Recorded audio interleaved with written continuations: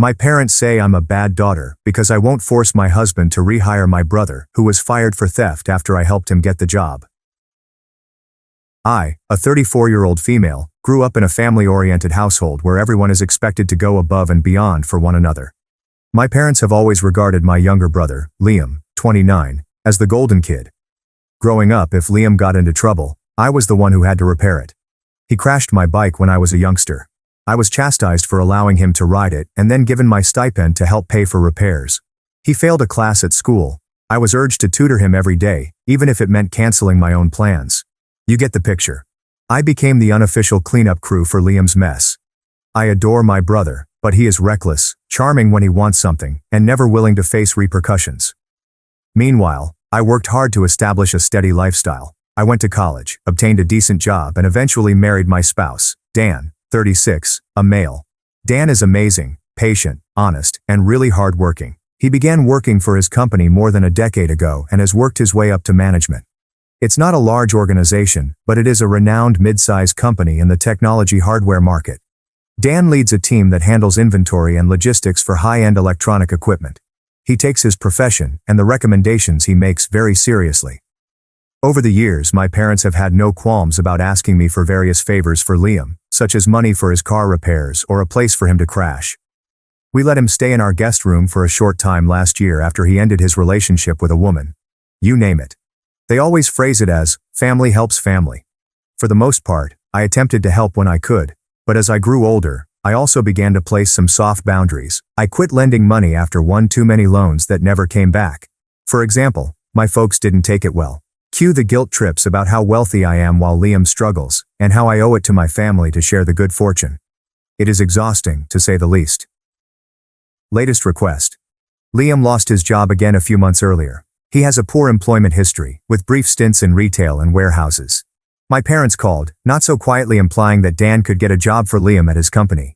They discussed how Liam simply needed someone to give him a chance, and how I could stand up for family by asking my husband to do so.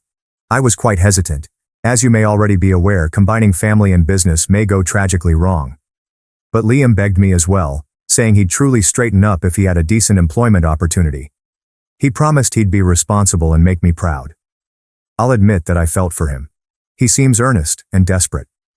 After weeks of persuasion and seeing my brother almost on his knees, I surrendered. I spoke to Dan. Dan was skeptical, but he agreed to help.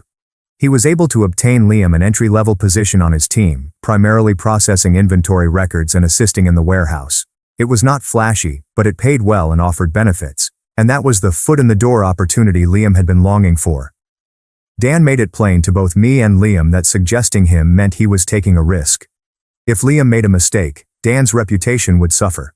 I assured my husband that I understood, and I genuinely believed that my brother would step up, at least this time. For the first month or so, everything seemed fine. According to what I've heard, Liam arrived on schedule and was still learning the ropes. My husband would give me courteous short updates, such as, "Your brother is doing fine." I breathed a sigh of relief, hoping that this time the risk would pay off. Okay, so much for that. Not long after Liam completed his 3-month probation, all hell broke loose. The night Dan returned home was unusually silent. He sat me down and explained that there had been an incident at work with Liam. My stomach sank. Dan then revealed that a couple of high-end graphics cards, each worth a small sum, had gone missing from the inventory cage. These are high-tech components that their company supplies. It's a significant loss. They reviewed the security footage and discovered my brother attempting to sneak the goods out of his backpack. Liam attempted to steal expensive equipment from the warehouse and was caught red-handed on camera. I felt humiliated. According to Dan, when confronted by management, Liam initially tried to pretend that he believed them were trash, which was plainly a phony argument. Who would put brand new, unopened electronics in their own bag if they thought they were trash? Then he started begging, saying he needed money and planned to sell them. It was just a disaster. The corporation, like every reasonable organization, has a zero-tolerance policy against theft. Dan stated that HR was involved, and Liam's employment was terminated on the spot. Dan informed me that Liam had been dismissed and escorted out earlier that day. Here's when things get even more difficult. That evening, once I received the news, my phone flooded with calls from my parents. I was hardly processing my own amazement and rage when I responded. A big mistake. My parents were furious at me. Liam apparently ran directly to them after being sacked, claiming that he was wrongly punished for certain lost items. They either believed him or pretended they did. The debate swiftly devolved into them demanding that I remedy this. I tried to explain to them that Liam was captured on camera, and that it was entirely his fault. They would not hear it. My father stated something along the lines of, "Your husband should have protected his own family. Who cares about a couple gadgets? Family comes first." I was stunned. I contended that Dan helped by giving him a chance, and it was Liam who squandered it. Mom began crying, telling me that I should persuade Dan to give Liam his job back since he will struggle again, and it will be partly my fault for not guiding him. She genuinely suggested I should have prevented this, as if I was my brother's keeper. I made it clear to them that I would not ask Dan to risk his reputation by rehiring someone who had essentially stolen from the organization. I stated that Liam is an adult and must face with the consequences of his actions. Well, that triggered an explosion. My mother sobbed even harder, saying I was harsh and merciless to my own brother. Dad practically hissed that I was betraying my family for my spouse, and that I needed to remember where my loyalty should be. It turned into a screaming match, with them accusing me of turning my back on my brother. I ended up yelling back that Liam had done this on himself, and I was not going to cover for him. Dad then issued me an ultimatum. Either I convince Dan to rectify this, reinstate my brother, or find him another job in the company, or I shouldn't bother phoning or coming home. He said, "If I don't help my brother in his time of need, I'm not a good daughter or sister." I was flabbergasted. In the heat of the moment, I shouted something along the lines of, "If that's how they feel, then so be it," and hung up. That was a few days ago. I haven't communicated with my parents or Liam since.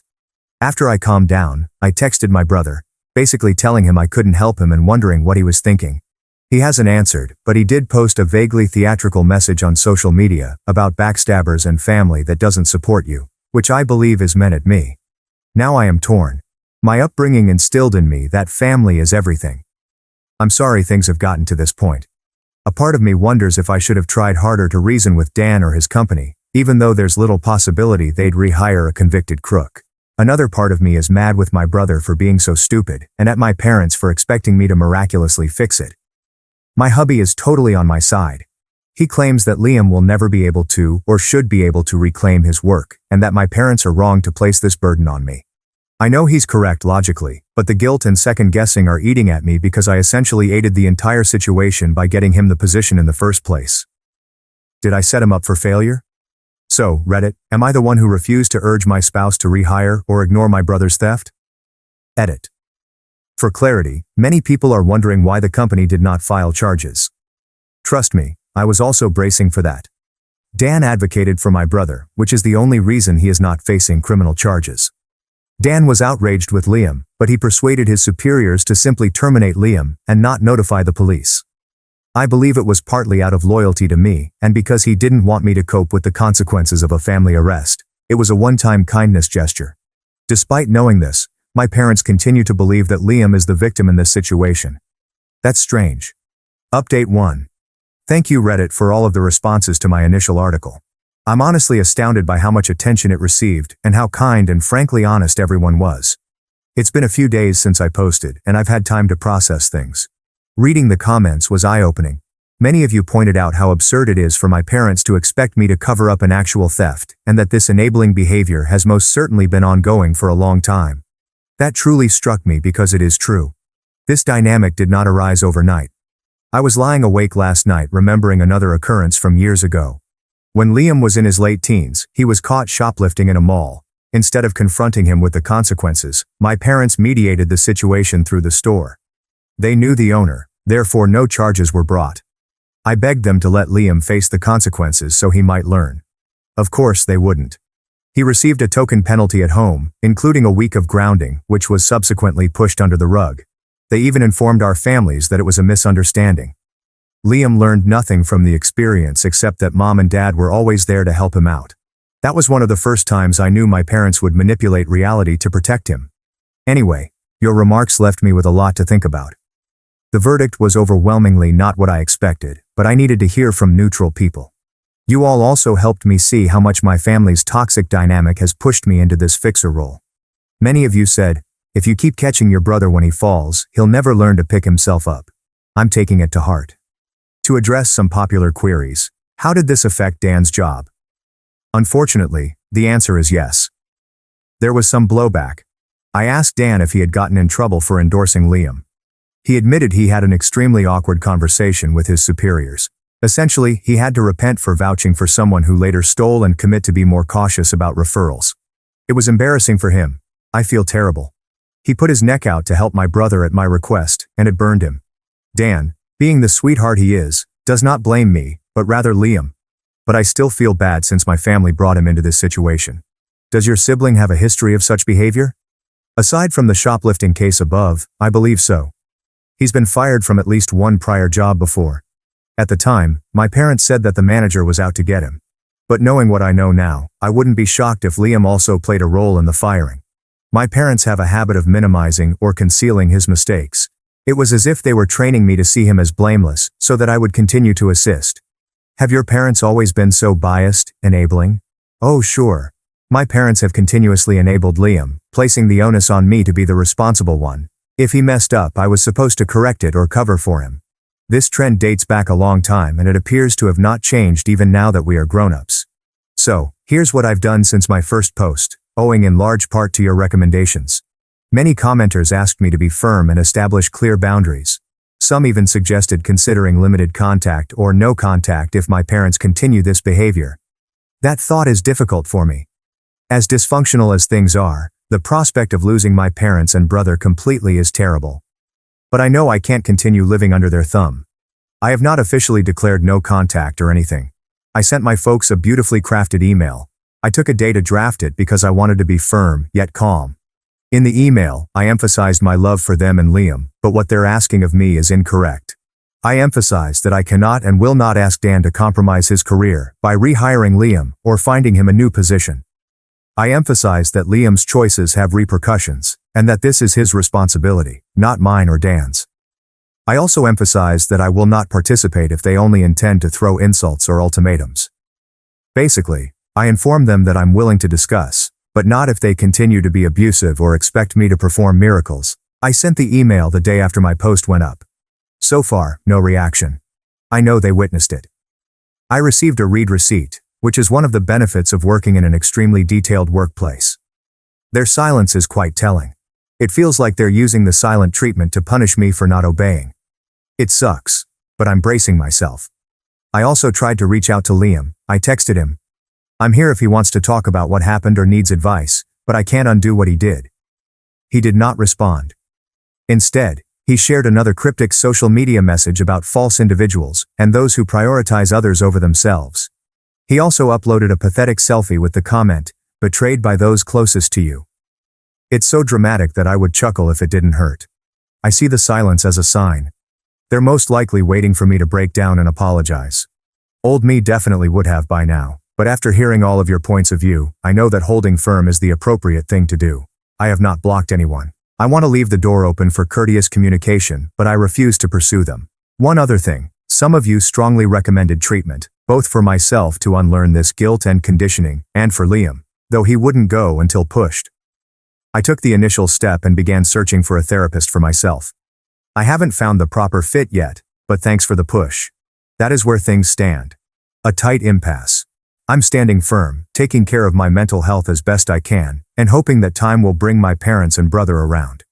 I won't lie, a part of me still thinks they'll reach out willing to discuss rather than demand, but I'm not holding my breath. I'll keep you updated if anything changes. For the time being, I'm preparing myself for the long haul. Update 2.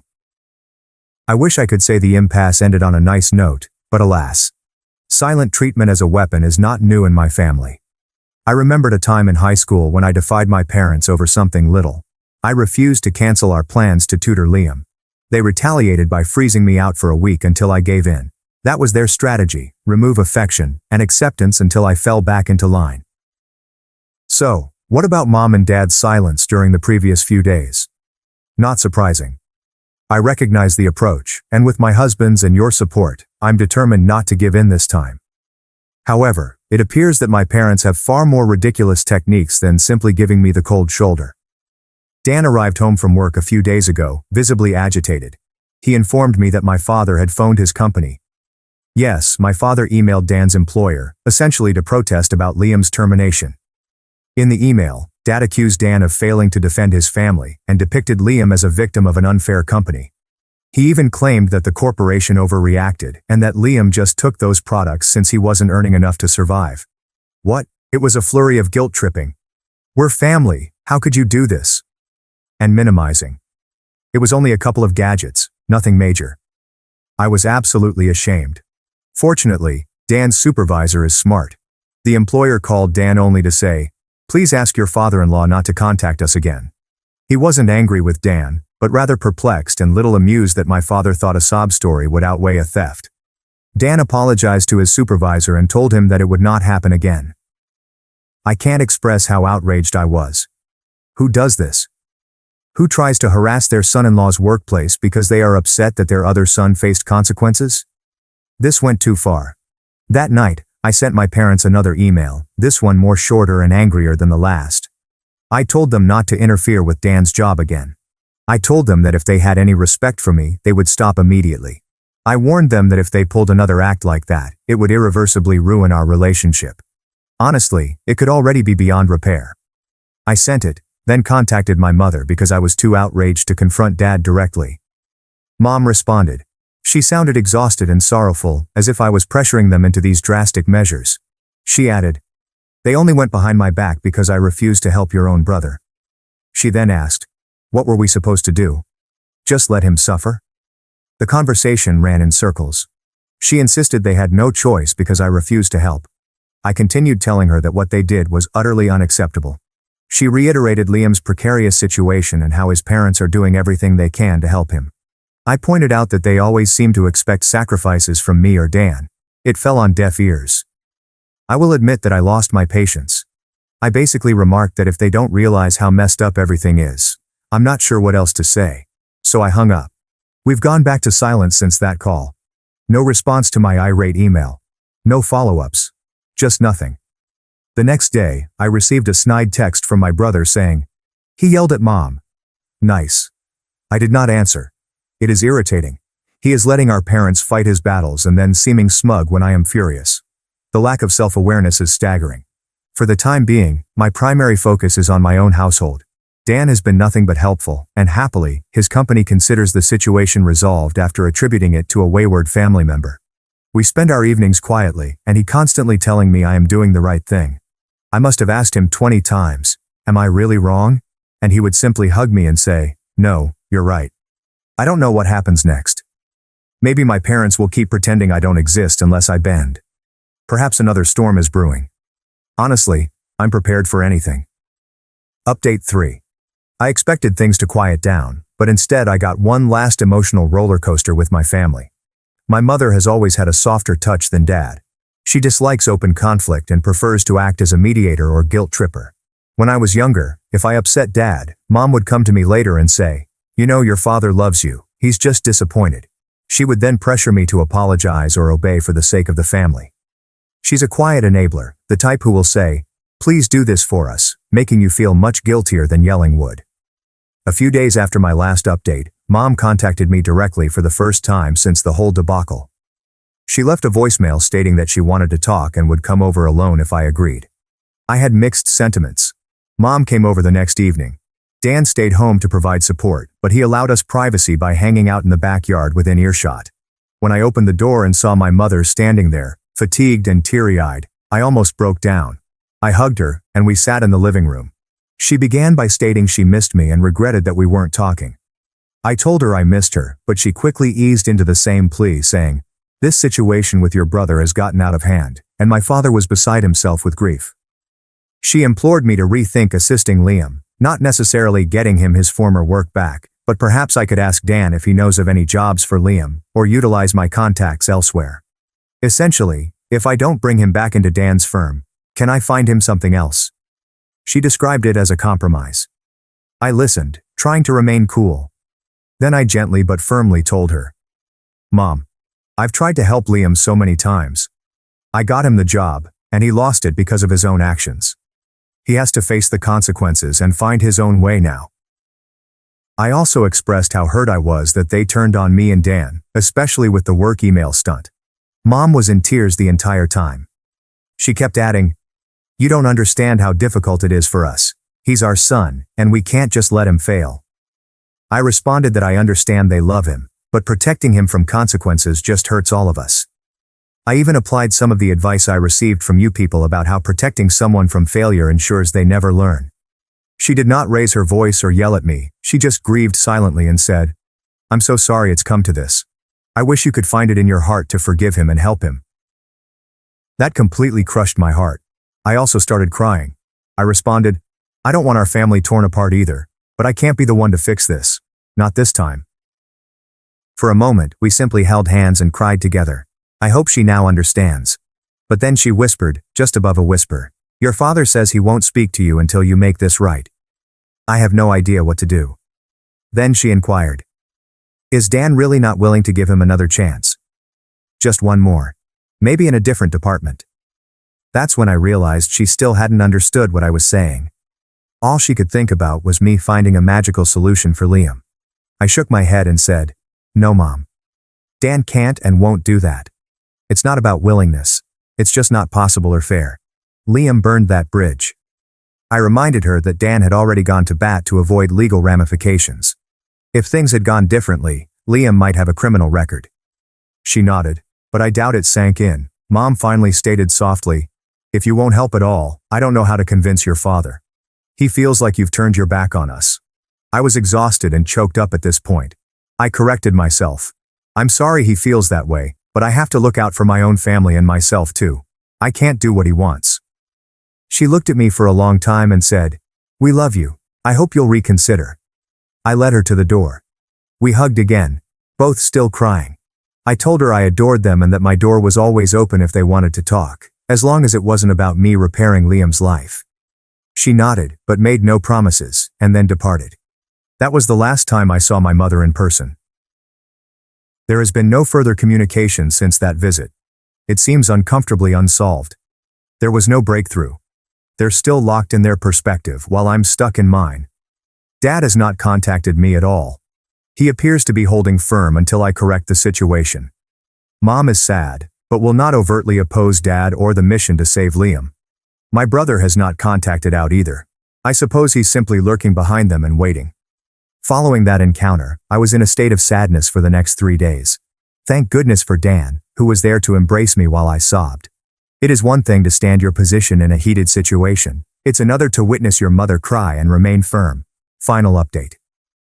It's been a while since I last updated. I wanted to give it some time to see how things would settle. It's been several months, and I wish I could give a more positive resolution, but reality isn't a sitcom. The short version is that we are still estranged. My parents have not contacted me, nor have I contacted them in any meaningful way. We didn't even communicate during the customary family gatherings or holidays that passed, which was a first in my life. It was unfortunate to miss out on those traditions. I will not lie. I spent one holiday evening ugly crying on the couch because I was waiting for my mother's call, which never arrived. Meanwhile, I've learned a few things about my family through word of mouth. According to a cousin, my parents eventually found another employment for Liam.